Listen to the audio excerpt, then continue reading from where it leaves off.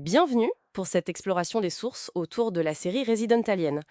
Aujourd'hui, on va regarder de plus près ce qui fait le succès de cette série en s'appuyant sur des infos et des critiques de Screen Rant. Oui.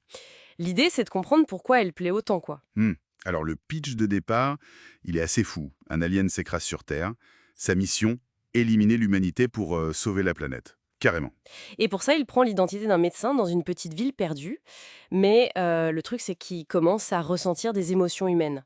C'est adapté d'une BD, d'ailleurs. Tout à fait. Et ce qui frappe d'emblée, c'est le mélange des genres.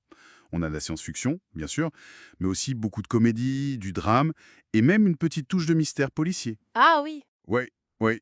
C'est diffusé sur USA Network, classé TV-14, donc ça vise assez large, mais c'est pas non plus pour les tout petits, quoi. Ok, alors rentrons un peu dans le détail. L'alien, joué par Alan Tudyk. Excellent Alan Tudyk d'ailleurs. Ah oui, formidable. Donc il doit préparer son plan destructeur tout en faisant semblant d'être médecin, sauf qu'il y a un hic. Le gamin du maire, lui, il voit sa vraie forme alien. Exactement.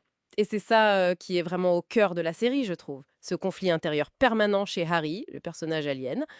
Il est tiraillé en fait entre sa mission, presque robotique on pourrait dire, et puis ses émotions humaines qui débarquent sans prévenir. L'empathie, l'amitié. Ça complique tout, j'imagine. Ah bah oui, les sources insistent beaucoup là-dessus.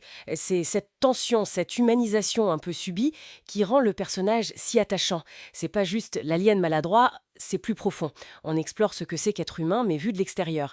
Et visiblement, ça marche du tonnerre auprès du public. Si on regarde les retours cités par Screen Rant, c'est vraiment très très positif. Ah oui, carrément. Les gens disent que c'est hilarant, différent, super divertissant. Beaucoup expliquent qu'ils sont tombés amoureux du personnage de Harry. Et bien sûr, la performance de Tudyk est saluée. Oui, On lit des trucs comme «Ma série préférée, de loin» ou «Brillamment réalisée». C'est assez fort, hein? c'est clair. Et cet engouement, les critiques l'expliquent par plusieurs choses. D'abord, l'humour. C'est un mélange d'absurde, de comique de situation lié à son décalage permanent, et puis le jeu physique de Tudyk. Il est très fort là-dessus. Incroyable. Mais il n'y a pas que ça.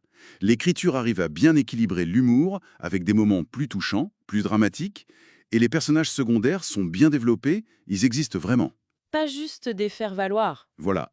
On compare souvent à Mork et Mindy, ce genre de classique, mais avec une touche plus moderne, un peu plus sombre peut-être, et une vraie intrigue qui suit. Mhm. Il y a même une critique qui trouve assez crédible qu'une petite ville isolée accepte plus facilement un médecin un peu excentrique parce qu'ils en ont besoin. C'est pas bête. C'est une bonne remarque, oui. Côté info pratique, la série a commencé en 2021. D'après les sources, 4 saisons étaient prévues ou en cours jusqu'en 2025. Le nombre d'épisodes change pas mal d'une saison à l'autre. Oui, 10, puis 16, puis 8, et 4 prévus pour la saison 4. C'est ça. Le showrunner, c'est Chris Sheridan, et apparemment, les infos récentes parlent de développement pour la saison 4. Voyage dans le temps, des mystères qui s'éclaircissent, peut-être même des morts. Ça bouge, quoi. La série ne s'endort pas. Non, clairement. Et ça plaît aux fans, évidemment. On voit dans les commentaires une vraie attente pour la suite, et beaucoup espèrent que ça continue après la saison 4. Ah oui, des appels pour une saison 5. Oui, j'espère une saison 5, continuer. Ce genre de message, ça montre que les gens sont vraiment investis émotionnellement. Faut dire aussi que le reste du casting aide beaucoup. Elizabeth Bowen, Judah Bren, Sarah Tomko, ils créent un univers crédible autour de Harry. Tout à fait. Alors, si on résume un peu tout ça, qu'est-ce qu'on retient? Resident Alien, c'est une comédie de SF qui a vraiment trouvé son public. Oui, Grâce à quoi? Ben, un concept original, beaucoup d'humour, la performance géniale d'Alan Tudyk et un bon équilibre entre les genres. C'est une série qui détend mais qui fait aussi un peu réfléchir sur notre humanité, mine de rien. exactement. Et ça ouvre sur une dernière réflexion, je trouve, qui est soulevée par la mission de départ de Harry. Il devait détruire l'humanité pour sauver la planète. C'est vrai, on l'oublierait presque. Voilà. Et en s'attachant aux humains, la série pose indirectement la question de notre propre relation à l'environnement. Une relation compliquée, parfois destructrice. Hmm. Qu'est-ce qui vaut la peine d'être sauvé finalement, hein? Et comment? C'est une question intéressante à garder en tête, je pense.